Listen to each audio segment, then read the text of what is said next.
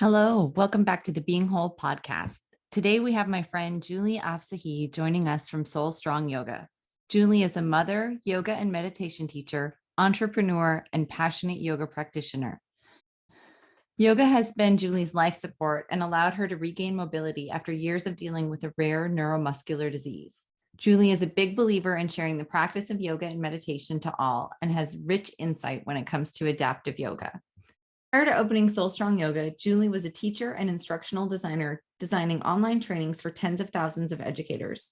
Julie leads a business mentorship program for yoga teachers and entrepreneurs and is a 500-hour E-RYT yoga teacher and certified meditation and mindfulness teacher.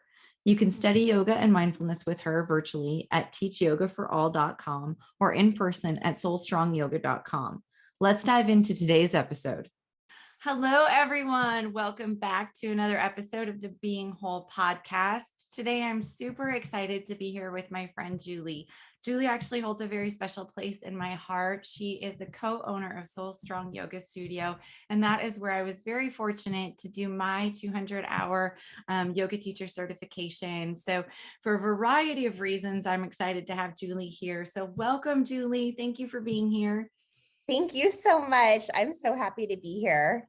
So, okay, obviously I kind of gave it away a little bit that, you co-own a yoga studio, but you have so many unique things about you, so many different things that have brought you along your journey. I'd love for you to just tell our listeners a little bit about yourself and kind of what's brought you to this place and what you're going to share with us today. Well, thank you again so much for having me on your Being Whole podcast. I'm so delighted and honored to be here. I think, for all of us, it's been a journey, right? Life is definitely a journey, many winding pathways. And also, I think one thing from the yoga practice that really resonates with me is wherever we are now, we try to hold a space of honor. I wouldn't go so far as to say gratitude, but maybe a space of honor for all that has happened to bring us here to this moment. So, my journey began in Texas. I grew up with a two-parent household. My dad had immigrated from Iran for college, and my mom was from the States. And so that was kind of a interesting dynamic growing up, especially in the suburbs of Dallas, Fort Worth, where there was, all sorts of racism and lots of things happened with my upbringing because I always felt, a little bit different than everyone else. And then went to college. I thought I would pursue education, meaning the profession of education, be a teacher. I was hoping, to then work for a school district or be a principal and then one day work in policy. That's kind of where I saw things headed. And studied Mandarin along the way, lived in China, all that good stuff. So, but then I love how you throw that out there as like just a random aside. Studied Mandarin, lived in China, no big deal. So crazy. So then, everything got flipped on its head. Like in 2012, I was in a PhD program and started having muscle weakness, dizziness, vertigo. Was told many times by lots of qualified physicians that I had psychiatric problems and it wasn't physical and it was conversion disorder and all this stuff. Went to Mayo Clinic. They said something's brewing, but we don't know what. And then it turned out I had like a rare neuromuscular disease that's usually starts around the age of 32, which is for women, was my exact age. Wow. That's when everything just really turned for me and shifted big time. But I got really into yoga. Well, I mean, and that's kind of, the crux of it. Like it's so interesting to me, because hearing the timeline of it, of course, my diagnosis was such a similar timeline to yours too, even though they're separate diseases. We've talked a lot about autoimmune. You and I have talked a lot about just the bodily responses and different things. And just already what you've said, going to so many different practitioners, being told that it's a multitude of psychiatric problems or conversion disorder, and just what that does to you as a person when you are already at a place where you don't feel well, physically you don't feel well, emotionally, mentally, you're sure something's wrong with you and you feel terrible. So to go to these qualified people over and over and to know in your heart, okay, no, there's something up, and to hear those things, thankfully, then you did get to a place where people were like, no, yeah, you're right, there's something here. But I think too, like where I love you, the fact that you're so willing to share your story is that piece of it is so important to me, because I experienced something so similar. And I think, you and I, then we were our own advocates and we kept fighting and kept going. But I just think about too, like the number of women in particular who listened to that one person who was like, oh no, it's not in your head. And just all of the ways that we sit with that misery because we're not taught to trust and listen to our bodies. So having you then find yoga and having you build this beautiful practice for yourself and for other people that really is about, okay, yeah, what is your body trying to tell you? So like, did you do yoga before any of this, or was this kind of like a part of your journey? Tell me a little bit about that. Yeah, I did do some yoga, before, just off and on. And my kind of religious practice that I grew up with when I was younger, there was, lots of prayer and meditation. So that piece has always been part of my life. It's come and go, but definitely very used to like sitting in meditation. But the physical practice of yoga, I had just thought of it as like a regular exercise. And like, sometimes I was into yoga, sometimes I was into swimming, jogging, a little bit of a mix. And then it wasn't until I was really sick and in bed that I started to find Yin Yoga, which is like the slow, stretchy kind of yoga.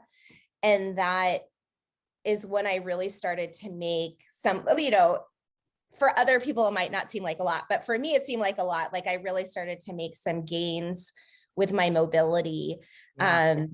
I think sometimes people too, who don't have autoimmune disease or don't have diseases that fluctuate, they don't realize, like, because you and I are walking around and talking, we're on this podcast, we're teachers, we're all of these things, that there are even times now when we're in bed for long periods, or there were times not so long ago where we were in bed for long periods. So we're talking like years where I really didn't have much mobility. So during that time, Yin became really important. Where you didn't have the mobility, and then what that does to your body. I mean, same way for me when I was on, we used to have those bed days, and then they turn into weeks and what have you. And just what that does to you structurally, skeletally, muscularly, not being able to move. But then also, as you said, like really understanding that even when you're, having better days, or when you're not in flares or things like that, there's still periods of time where your body just cannot. And sometimes it happens when it's so unexpected. Like you just said, we're sitting here on this podcast today. I can tell you that just today, I woke up, thought I was doing okay, ended up needing to go back to sleep, fell asleep, didn't even hear my son leave for school because my body just kind of shut down. And it was like, yep, that's what it needed to do. And I woke up, and at first it was like this, instant little panic of, oh my gosh, I didn't have time to sleep. There were so many other things I needed to do. But then it was that kind of reminder to myself of exactly what you're saying too. Okay, now that's observing my body. That's what it needed. It shut down because it needed to at that moment. So I think giving your body what it needs and understanding what that is, like you said, being able to make gains from the Yin Yoga. And to some people that might just seem like, oh, you're just stretching, or you're like rolling over, or like moving your arms, or, it's like, oh no, they don't see much happening there. That's a huge personal win, like right there. A big deal for me, a really big deal. What you said too reminded me of a few years ago. There was a really young person in my yoga class that I was teaching, a beginner's yoga class. And she also has a rare neuromuscular disease, a totally different one. But she said part of her life even when she's not in a flare, is just waiting for the next shoe to drop, or whatever the expression is. And over time, I got to know her really well. And we both realized, like, one of the reasons we liked the yoga practice so much is because it really is always helping you lovingly draw your awareness back to the present moment. So if you're doing yoga, really bringing that awareness back to your breath, just being present in the moment, so that you can alleviate some of that pain of like always having to live in the future. Like, I don't know if tomorrow when I get up, I'm going to be able to get up and do this stuff or not do this stuff, or what my mind is going to be like tomorrow, what my body is going to be like tomorrow. But it just helps you kind of lovingly guide your attention back over and over and over again to the present. So we just found that over time, like, that yoga really just does help with that. It seems really simple when I say it out loud.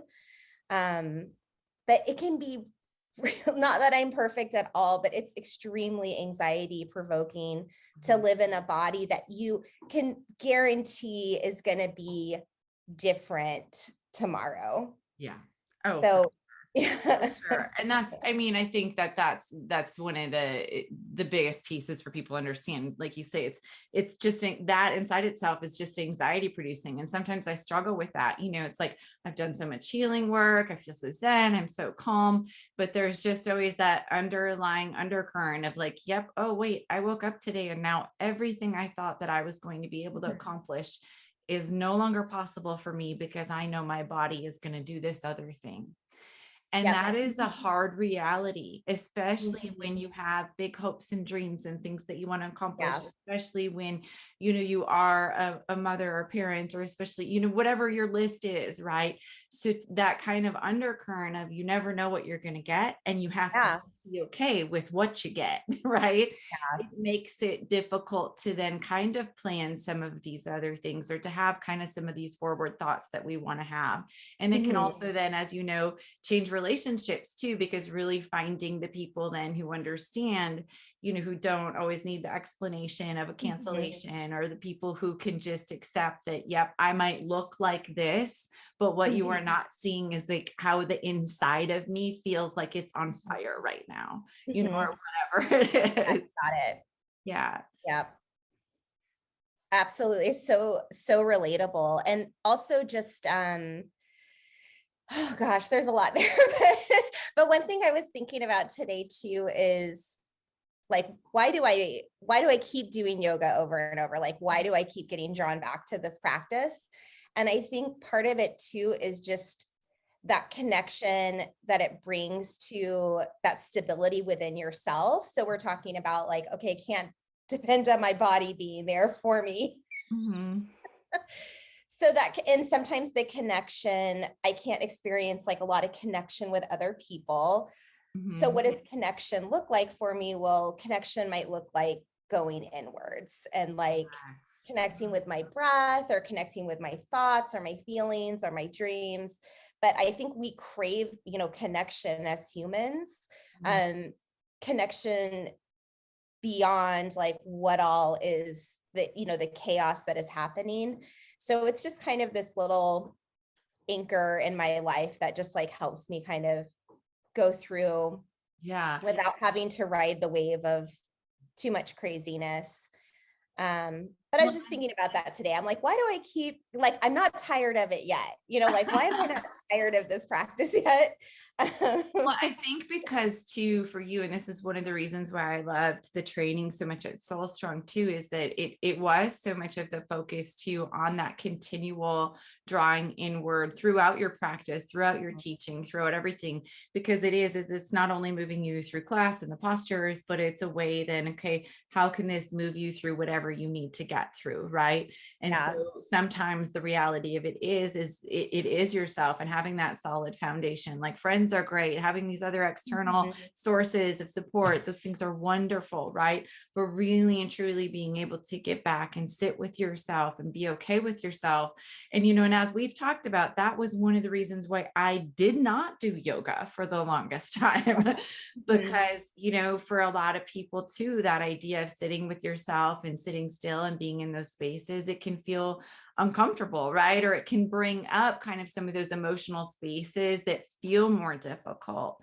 And so Mhm. I think too, like just even being able to really understand, like, okay, if that feels more difficult for you, or if it is bringing up some more emotions, like, really listening again to your body, like your body is trying to tell you something through Mhm. that. And so really being able to feel that. And so putting that together finally for me too, because when I got sick, that was something too. Everybody's like, do yoga and do meditation. And Mhm. I resisted so much because I was just like, how is this going to help me? How is this going to help me? Yeah.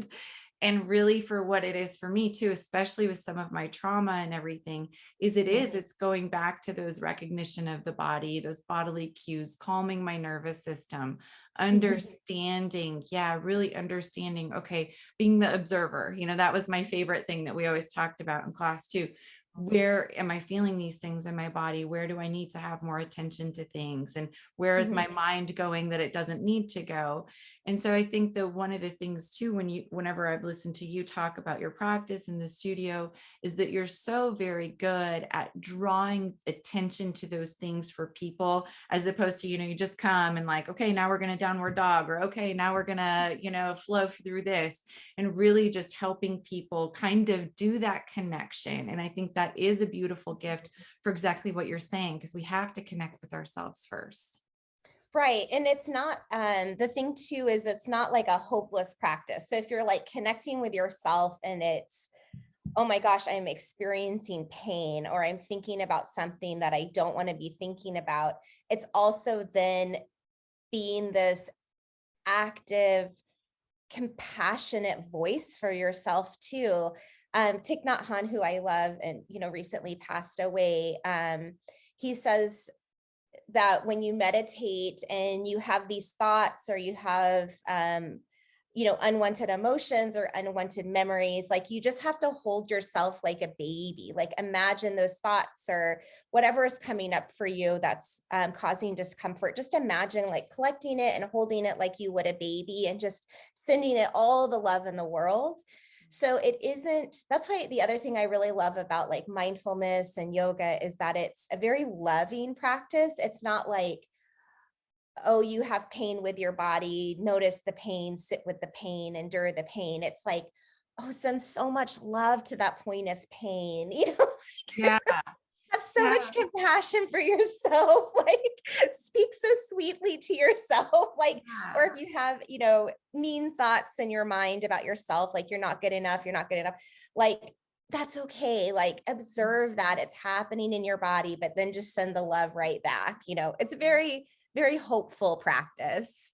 Well, and I love, it's something too where I think like sometimes people, I tell my students this all the time. I'm like, I understand how I'm saying, like what I'm saying, I understand how it comes across sometimes. And I understand how cheesy I sound sometimes. Like I fully get that. I was Yes. like, just give me a minute. I was like, just leave me a little bit.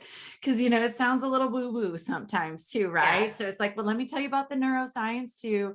But it Right. really is, like you say, giving love to it. And I'm in this class too, learning more about attachment styles and the somatic experience of where we hold emotions in our body. And Mhm. that's too what we're talking about, like with the mindfulness. And it was talking about the difference between being aware and being present. And we can be aware of things, but typically when we're aware of things, we still hold judgment on them.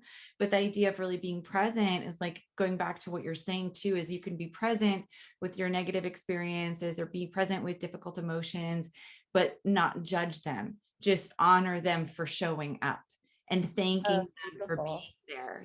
It's like, yep, this is causing me discomfort right now, but I'm not going to judge that discomfort, or I'm not even going to try to push that away, and Mhm. really trying to constantly work toward that feeling of presence instead of just awareness, because awareness can make us feel a little anxious too, right? Or make us feel like, oh, I'm aware of this and now what do I do with it? But it's like you're saying, guiding that awareness into presence, guiding that awareness to really accept Mhm. our body for whatever it's bringing us at whatever moment in time, accept the thoughts that are in our brain and thank them for being Mhm. there. Sometimes tell them to come back another time, or whatever it is.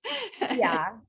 But really just that overall idea, of listening to yourself without having so much external noise tell you what that's supposed to feel like or look like. Yeah. A couple of things came up for me while you were talking. And one is, because I am a high anxiety individual, I think probably like since I was 3 is maybe when I start remembering having some issues with anxiety. So yeah, sitting in silence can definitely be anxiety provoking for a lot of us.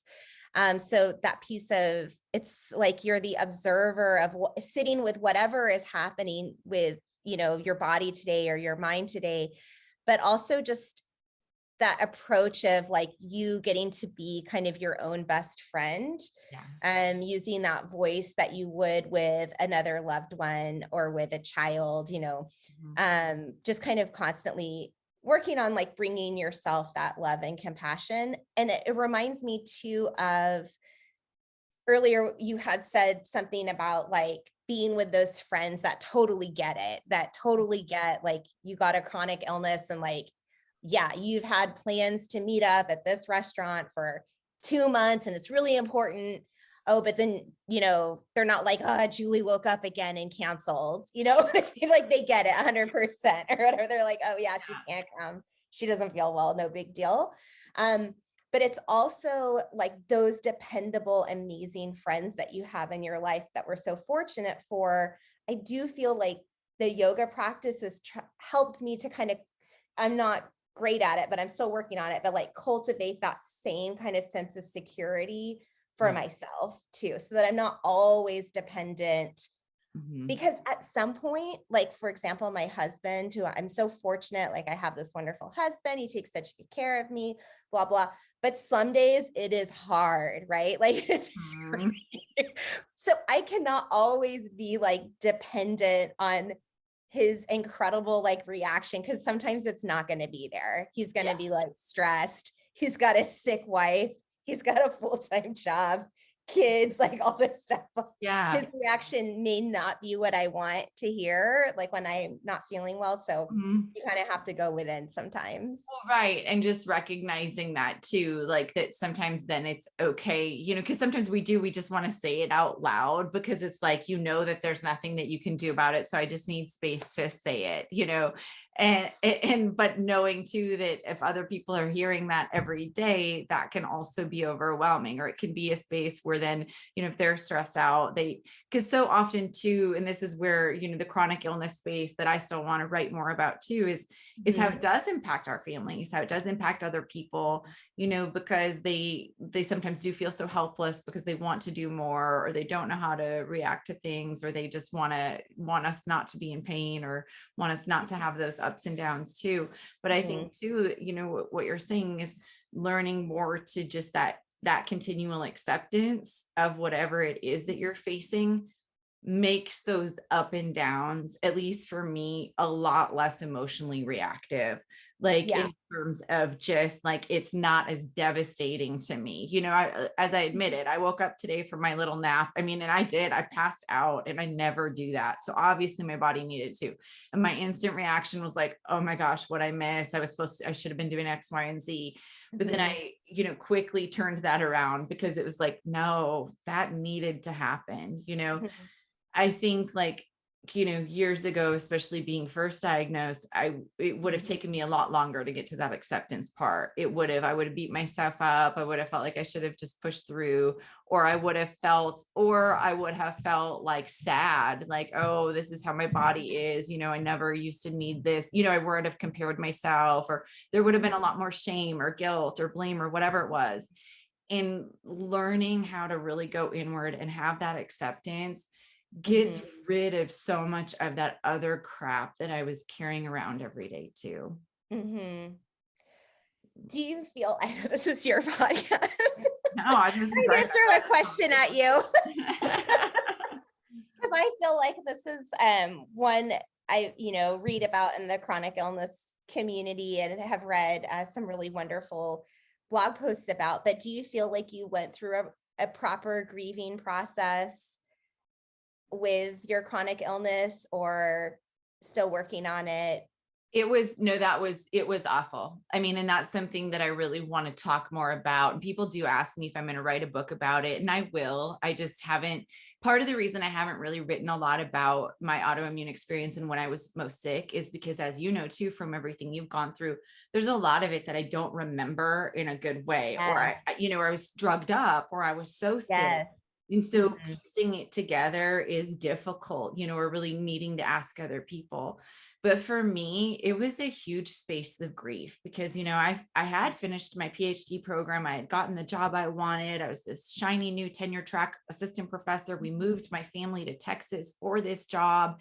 And Mhm. basically year one, I was already, now in retrospect, I could see it prior to that. But it was, I started having more problems. And then a couple of years in, having more problems. So Mhm. just having finally started this job that I had like worked so hard for, and then to feel like, when I got sick, I quit, I went on disability, I was too sick to work at all. I felt like it had been taken from me. I felt Mhm. like this thing that I had worked so hard for in my dreams was just taken from me and I had no choice.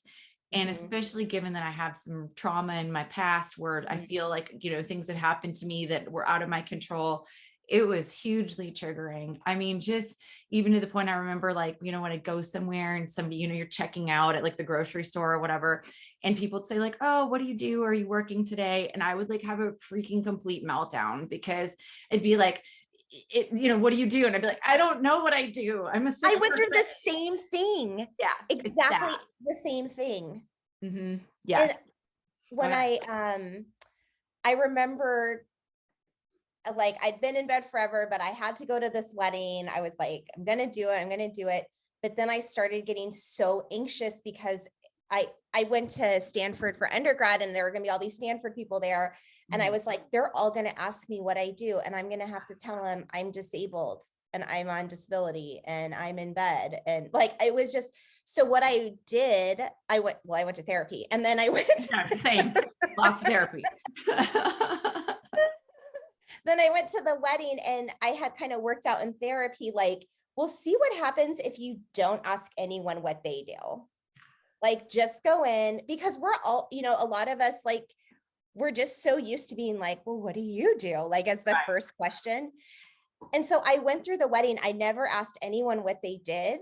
And it actually completely shifted the whole experience for me in a beautiful way. Like, I realized part of that was on me too. Like, of course it's Mhm. going to come up naturally, but it didn't come up as much when I also simply didn't ask others like what they did. Right. It was really interesting. Well, and it made me realize too, it was such a period of growth for me because it was hugely traumatic for me, that space, but it made me realize how much of my identity was wrapped up in what I did and how much I thought that what I did was who I was. And Yeah. so it was so much for me to really come to terms with it. And then after, you say going through therapy, and then even when I decided to go back to work, it's like really, Mhm. it helped me understand that it's like, okay, it's not, that job isn't what I am or who I am, but it's like the pieces of it, I like helping people, or I like teaching people, or I like showing, so these are things that I can do in other ways. So then when I was on disability, but maybe feeling good, those were the times when, okay, could I volunteer for different things? Or were there things that I could do that would feed those pieces of me as I was really grieving kind of like this loss of this professional identity? But it's still hard for me. I want to always be transparent about it. One of the things that is difficult for me at the university is knowing I'm in such a different role than if I hadn't gotten sick. So when I see Mhm. friends who, got Mhm. tenure, or they got full professor, or they're moving up to admin or whatever, there's still that little piece of me that'll just be Mhm. like, well, that sucks. Not because I'm not happy for them. It is a Mhm. complete, like, oh my goodness, could not have more love in my heart for their accomplishments. But this twinge of like, oh, like almost like a reminder of like, that's what I was going to do.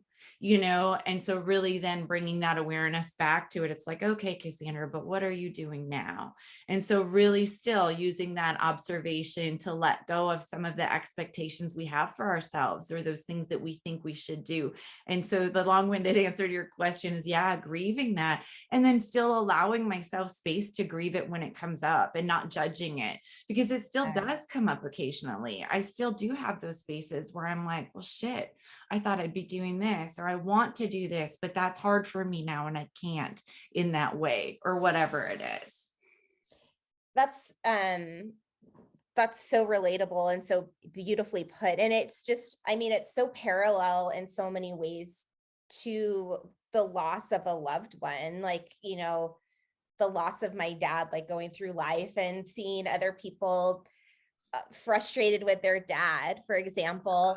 And I'm like, I wish I could be frustrated with my dad too. Like there's points at which like it still hurts, right? And it's so similar with illness as well, because there is this grief involved in like who you were, where you thought you would be. And I think it's very hard, if not impossible, to like completely detach your professional identity from yourself. I mean, just culturally, like that is a really impossible task. Yeah, it is. And one of the things too, I mean, it just is because it's so embedded in so much of our lives and everything. And the other piece, and I kind of want to touch on this. I know you have children, and I know a lot of autoimmune, it affects women or other people who are struggling with chronic illness. One of the things that's come up for me now that I'm kind of having to go back and heal from a little bit differently. I think it's because my daughter went to college. My oldest daughter went to college. And so I'm seeing all these spaces of her childhood. Now I'm going to get a little emotional, where I've always known her childhood was different. We had, like I said, we had the bed days. They're in the bed with me, so now being able to feel a little bit better, and I want to go be more active, or I'll see other people out with their kids, and just kind of grieving the spaces that I couldn't be the mom that I wanted to be, or I couldn't be present in the ways that I wanted to be, or that I couldn't take her to go do things, or whatever it is. Right. And I think it's because now, it feels like that time is gone because, now she's moved on or whatever. Right. And so bringing back, and that's where I think too, this is such a relevant conversation, because I don't think we're ever done. I think there are going to be those pieces, I'm still going to have to grieve things from, those things I felt I missed, and then constantly also reminding myself what I gained, because I did gain the space with her. I absolutely know that I got a different type of relationship with her than had I not been sick in many ways, but it's also like making space for that duality, like allowing myself to be sad about the spaces that I missed out on, while appreciating what I did get from it, and that's okay too. It's okay to talk about that. And I think like expecting to be over it, or expecting like when you're better or you look better that stuff is all gone away. I think we would be much better served to understand that with each new transition, with each new life experience, there's probably another layer that's going to get pricked up a little bit that you have to heal. It's so true. And I don't know even like what resources there really are for parents who have chronic illness, in the sense of like emotional support, or there's no like right way to even do this. Like it is extremely difficult. And also exactly what you were saying too earlier about memory, like that we don't remember things that other people would of course remember about their children. Like with my first son, I remember lots of his early milestones. And with my second, that's when my disease started, and I was really, really sick. And part of my disease is inflammatory. And so of course I have brain inflammation. I don't really remember like him taking his first steps or anything like that. But at the same time, I was just thinking about this the other day, that my children being raised in a household where everyone still like loved me and was compassionate towards me. If one day, they're in a partnership, that they'll see and have learned like a family is really about like loving each other despite all of that, like despite, Yeah.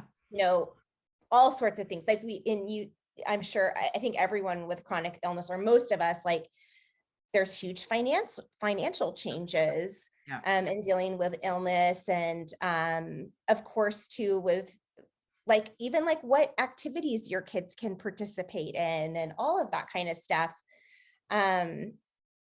So I just feel like they'll kind of have learned and seen that they might have not otherwise really understood that, like, kind of despite all of these changes, like we all still loved each other, I so I think it think in can the long give, run, it'll make them better partners, hopefully. no, I mean, I think it can give them such a different level of emotional maturity and empathy, to see, to see the ways, especially, I know you're so good too about, one of the things, just being able to talk, like my kids know, like there have been times where I've snapped, talk about emotional reactivity. Well, when you are in Yes. pain, your emotional reactivity is like living at the surface of your, right. And so being able to go back to them and explain to them like, hey, I'm sorry, I was in a lot of pain, or hey, talk to them about some of those things without worrying them, but also letting them know what's happening. Right. And that's even, just those layers of stress of knowing how to talk to your kids, knowing that they're going to see things if you don't talk to them. And hey, I want to take a minute to tell you about something I created that so many of us really need at this time in the world. There's so much going on, and our attention is being pulled in 1,000 different directions, or so it feels. And oftentimes we find ourselves neglecting our self-care.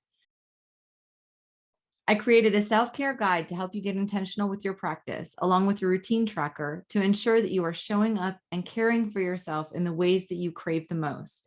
Head over to Instagram and DM me with the term self-care, and I'll send you the link to get the download. And like you say too, just kind of, there's so many different things that are wrapped up in the family aspect of it, that it can be its own other level of stress, right? Because just like anything else, we have hopes for how we want to be as a professional person. We have hopes for how we want to be as a parent. We have hopes for how we want to be as a relational partner or as a friend, right? So then really working through all of that, whereas sometimes it's like you just feel like you're failing at all of them, right? So it's really trying to reframe that and being like, okay, I am doing the best I can with everything I can in this moment. And that's what I'm going to show my kids, or that's what I'm going to show my relational partners.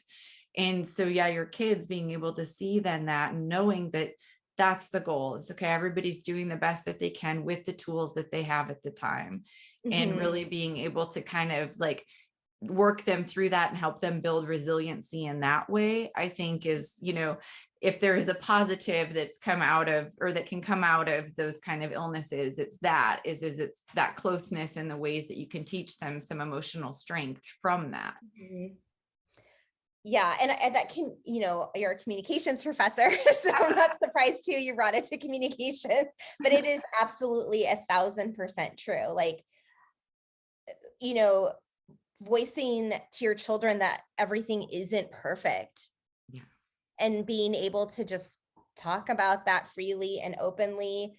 And I mean, I think that isn't talked about enough, of course. But also, a lot of us prior to chronic illness, hid a lot of things, a lot of imperfections.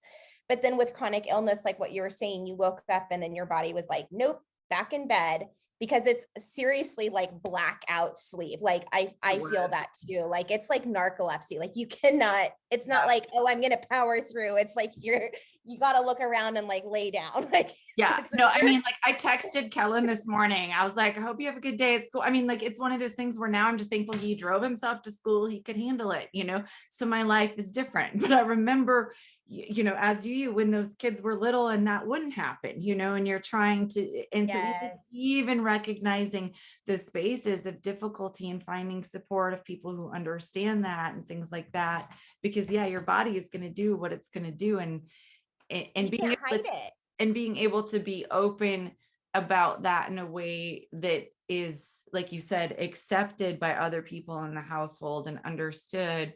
And then that helps it make it less scary for kids too, because if you Totally. don't tell them, kids are going to make up their own reality. Like that's the thing, teaching family calm. This is what I tell parents over and over is that, we shield children from so much, or we think we're doing them favors by not telling them things. But the reality of it is they create their own story. And a lot of time what they create for their own story is not accurate, right? So then they're building every experience after that based on the story they've told themselves in their head. And so Absolutely. instead of really just saying like, okay, yes, mommy was in pain, but here's what that looked like, or this is what that meant, or even giving them a way, oh, do you know how sometimes when you hurt your finger, what that feels like? Well, that's what this is feeling like right now, or whatever it is, right? Like giving them frames of reference. And I think like, the communication piece of it, it's hard because again, like you said at the very beginning, when you don't look sick, or when you feel like, you look the same as you always have, it can also be hard for people to really understand that you maybe aren't feeling 100%. So that can be really confusing for people too. Oh, yes. Yeah. Like this, the communications piece too with myself and chronic illnesses. I think, before I was any imperfection, I would like sweep it under the rug and hide it as much as I could. And then with chronic illness, you can't hide certain pieces. Like if you're dizzy, you can't walk. You know what I mean? Like there's things that you can no longer hide. And so if you're able to talk about that and what happened with your kids, in the long run, like they're so much better off. Like it made me a better parent in that way because I had to talk about my imperfections. And also what you were talking too about, like, of course, we tell ourselves stories. Like if we don't have the full picture of what's going on, our brain's naturally going to fill in the blanks. And so with my 9-year-old, a lot of that was like, mommy, why are you so lazy? Why are you so lazy all the time? Like daddy does so much. Like, why are you so lazy? So it was a lot of conversations around, well, I'm not lazy, but my body's telling me that it's tired and I have to take a nap because I have myasthenia and having a lot of conversations. So that's been, I think in a way, like really I don't like to make light of anything that we've gone through, but in a way it is like beneficial for our kids. Yeah. We get to talk about a lot of things that other families don't talk about. Yeah. So they go through life with a unique perspective and maybe a little bit more resilience. Well, and I think because of what you just said, you get to talk about things a lot of families don't. And that's, I've said this a million different times and I'm going to say it maybe I'll say it on every podcast. Like that's the thing for me with kids, is that we say like, oh, kids are resilient. And I just that's like a very triggering statement for me because kids are not resilient. Every parent who says that, every grown-up who says that, I just want to look at them and be like, yeah, and how's that working out for you? Because it seems like you got some stuff to heal right now. Kids are resilient when we give them the tools to be resilient. Kids are resilient because we teach them how to work through their emotions, or we talk to them about things. Having them just go through something and then saying kids are resilient is a bunch of bullshit. Okay. Right. Like it's giving them those tools. It's talking to them. It's showing them how to be resilient instead of just like making them be in tough situations and then having them overcome it. Right. So the gift is you are giving your kids resiliency in a way that, you wouldn't wish upon anyone else's family. You don't want somebody to have an ill parent, but you're also equipping them with some tools where if things get hard for them, they have some resources or they have some tools to understand how to go through difficulty because they've seen you go through difficulty. So that's the thing. It's like resiliency is built through learning how to go through difficulty, not just by having difficult things happen, Oh, absolutely. Because we'll create tools to deal with it, but they're oftentimes not healthy. Yes, exactly. So I love that I love that you say that. Yeah. Just talking with it. Well, and I think the hard thing too is like, yeah, you're just so often we're coping, you're getting by, you're trying to manage. And again, doing the best that you can in every given situation on every day.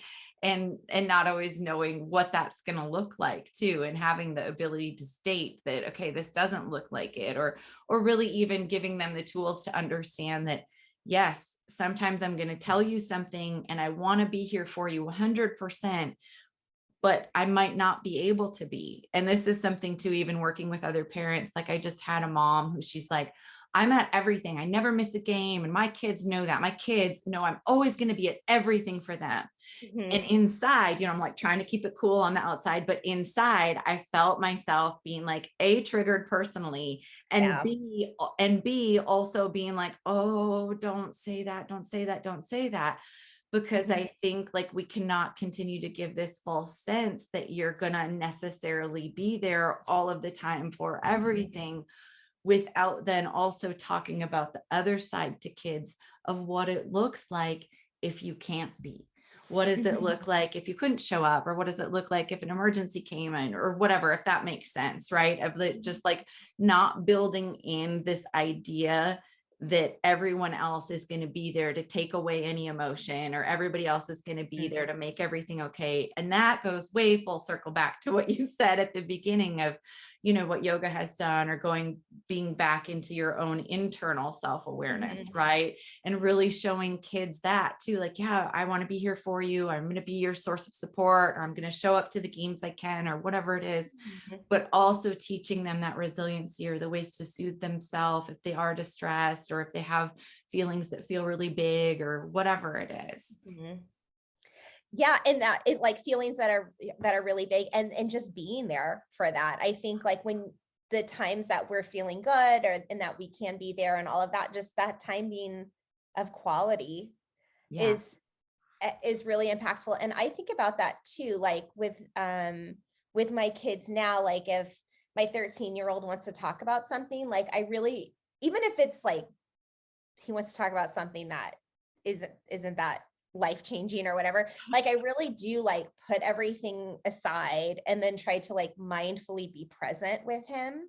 Mhm. um and I don't know if I would have been like that otherwise, like if I had just Mhm. gone through it all and you Mhm. know landed like where I thought I was going to land and not get sick and like all this stuff. I don't know if I would have been as mindfully present as I am now with my kids. And so I feel like those little windows of time that we're really present with each other are, to me, like what I'm always going to hold near and dear, to my heart. No, me too. And that's the thing too. And, you brought up the memory, and that's where, that's one of the reasons I take so many pictures of just Yeah. anything that's happening too, is because I look back and I don't remember a lot, especially with my son. Like you were saying, my daughter, I do before she got sick, but a lot of those years with my son, I don't.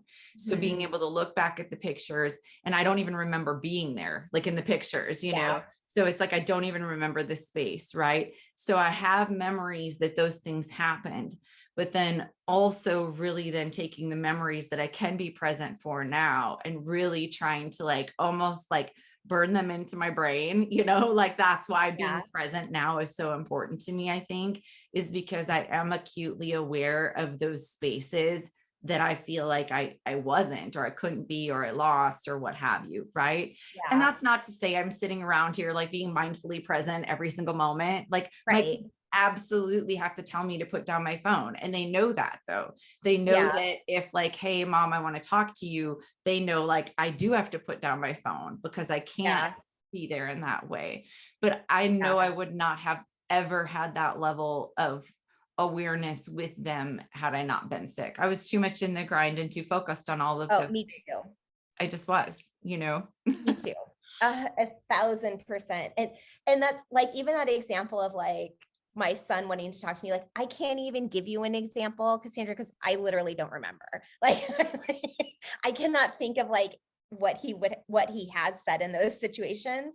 But what I do know is that this is my habit. This is what I've been working on, mindfully being present. And so when I say it's like near and dear to my heart, the actual memories of like what information was exchanged is not going to be there. Same.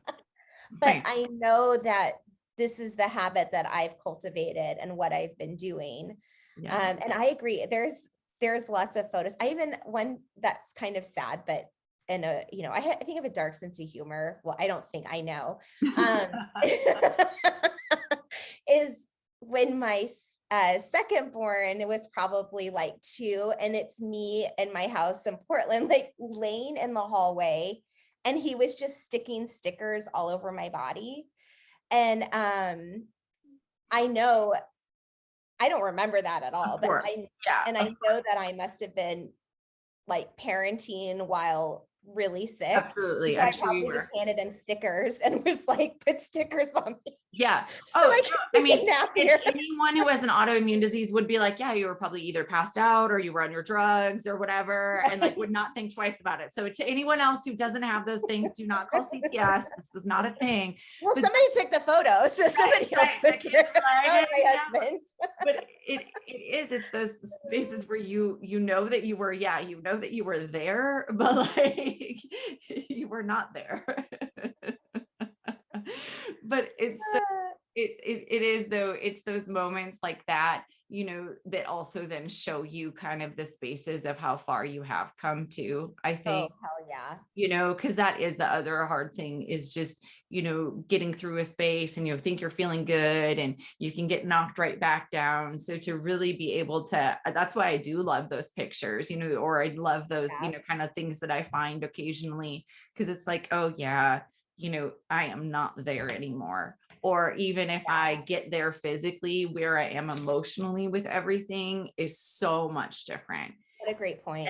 And that feels so much, so now even the anxiety and the stress, like if I get labs done or if I see a number, it's like, okay, yeah, but I can understand that and not spiral in a way that I used to, or whatever it is. And so I think like building our own resiliency because we're having these conversations, or because we're, working through some of those things, that's, I think, how we can continue to help other people too, is by having these conversations and telling them the things that have worked for us. Because I do think that, unfortunately with autoimmune, unfortunately with a lot of these things that people face, the ups and downs and the unexpected nature of it, especially if you already have an undercurrent of anxiety, like I do, like you do, Yes. it just ramps it up and you can feel overwhelmed constantly, which then of course is bad for your adrenals and it burns out your nervous system and all these different, right? And then you're in that cycle. And so just, I've had so much fun talking to you today. Where can people find you? Because I know obviously yoga is such a beneficial tool for people, and you actually have spaces where people from anywhere can come online and find Soul Strong. So tell us a little bit about that before we wrap up. Yeah. So as you can tell, I'm all about accessibility and that anyone can do yoga. So I talked about me being in bed doing yoga for a long time. But then also I have a strong movement practice now and love meditation and mindfulness. So I have 2 small studios in Round Rock, Soul Strong Yoga. And the other thing that I offer too is all sorts of trainings, really for anyone who's interested in accessible yoga, whether that be for themselves or becoming certified in accessible yoga to teach others. And so you can find my trainings on our online platform, which is teachyogaforall.com.